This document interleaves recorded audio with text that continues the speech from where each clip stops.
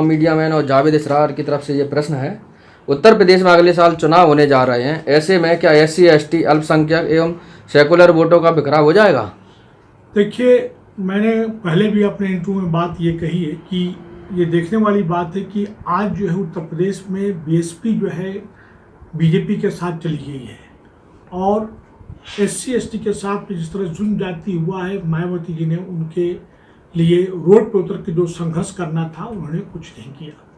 अब रहा मुस्लिम लीडरशिप की, तो मुस्लिम लीडरशिप नाम की कोई चीज़ नहीं। यहाँ तक कि समाजवादी में जो आजम खान थे उनकी ऐसी तैसी BJP ने कर दिया और उनको बचाने के लिए उनके फेवर में कभी भी ये समाजवादी के लोग नहीं उतर के आए।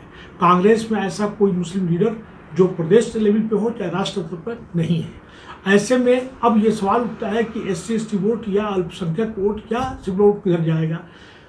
जो जागरूकता बंगाल में है वहाँ के वोटर्स ने दिखाए थे, अगर वही जागरूकता यहाँ का उत्तर प्रदेश का SC ST OBC अल्पसंख्यक सेकुलर वोटर्स दिखाते हैं और सियासी जागरूकता, सामाजिक जागरूकता दिखाते हैं, तो निश्चित ही जो है BJP को हार निश्चित है। क्योंकि जिस तरह से BJP ने ये अभी पिछले 7 साल में किया है, जनता जो है त्राही ताही बोल चुकी है और मोदी जी के खिलाफ में, अमित शाह के खिलाफ में, योगी आदित्यनाथ जी के खिलाफ में जनता बिल्कुल जो है खिलाफ हो चुकी है।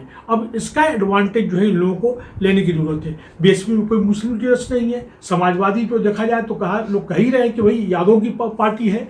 और अब रहा सवाल अल्पसंख्यकों का वोट का, तो अल्पसंख्यकों में जो मेजोरिटी जो बंगाल के अल्पसंख्यकों ने दिखाया था कि एक मुश्त, तो इनको भी चाहिए कि किसी भी एक पार्टी में, चाहे वो समाजवादी हो चाहे कांग्रेस हो, और मैं मुझे लगता है कि इस बार ज़्यादा तो वोट जो है अल्पसंख्यकों के SC ST के वोट जो है समाजवादी को, कांग्रेस को मिलेंगे, क्योंकि सब लोग उससे परेशान हो चुके हैं और हर फ्रंट पे, रोजगार के नाम ले लीजिए चाहे किसी को ले लीजिए। अच्छा, दूसरा जो है मैं जो बार बार कहता हूँ कि हम लोगों को जो है धर्म से उठ के और जात से उठ के हम लोग को ये देखना है कि कैंडिडेट जो है वो किसको वो भला कर सकता है, समाज का भला कर सकता है, काम करता है कि नहीं कर सकता है, उसका कैरेक्टर कंडक्ट किस तरह का है। आज मुसलमानों के ऊपर हर बार ये होता है कि BJP को हराना है। भाई BJP को कोई एक जात धर्म के लोग थोड़ी हराएंगे, तो पार्टी हराती है।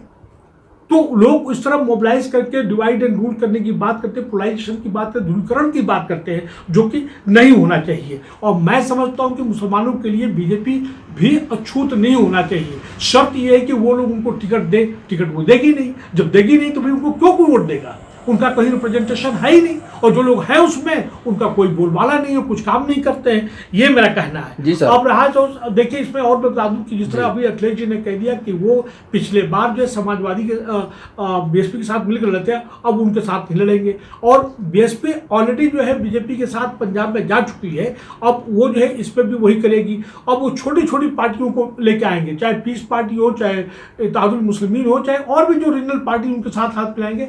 लेकिन अगर इस तरह से हो सकता है कि वोटों का बिखराव हो सकता है, उनको सोच समझ के कॉम्बिनेशन परम्यूटेशन करना चाहिए।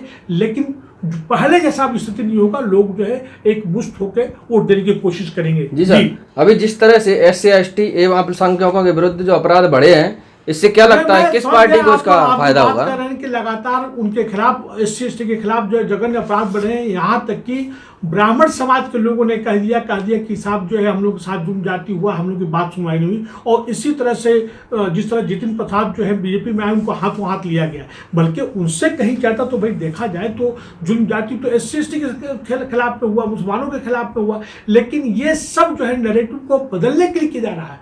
आम जनता को ये बात नहीं मालूम है, जिस तरह से SC ST में जागरूकता है, ये थोक के भाव से करोड़ों में, बता दो 10-15 करोड़ जो है लोग जो है SC ST बुद्धिस्ट जो है बनने जा रहे हैं, क्रिश्चियन बनने जा रहे हैं, वो जो है सिख बनने जा रहे हैं, इस्लाम धर्म को कबूल कर, ये सबको जो है अटेंशन डाइवर्ट करने के लिए किया जा रहा है। और यही नहीं, तमिलनाडु में अगर देखा जाए तो जिस तरह वहाँ के CM ने, स्टालिन ने यह कहा है कि तमाम मंदिरों में इनके जो पुजारी जो होंगे SC ST होंगे। तो निश्चित ही एक तरफ वो वहाँ पे ये बात हो रही है, तो क्या ये चीज़ यहाँ पे दोहराया जाता है तो क्या असर पड़ेगा? सवाल उठता है कि जो भी पॉलिटिकल पार्टीज है वो किस तरह से जो है रोजगार की बात यहाँ पे लेके आती है, महंगाई की बात लेके आती है। महंगाई के साथ साथ तो जो पेट्रोल प्राइसेस जो है, जो खजाने के सामान बढ़ा है, जिस तरह से बेरोजगारी बढ़ी है, जिस तरह से लोग परेशान हुए हैं, और सबसे बड़ी किसान आंदोलन, यही जो है जितने भी पार्टी हैं 12 विपक्षी पार्टियों ने चिंता न होने पर साथ देने की बात की, तो ये लोग जो है बीजेपी रूल स्टेट में इसको खिलाफत क्यों नहीं कर रहे हैं, मुखालफत क्यों हो रही है।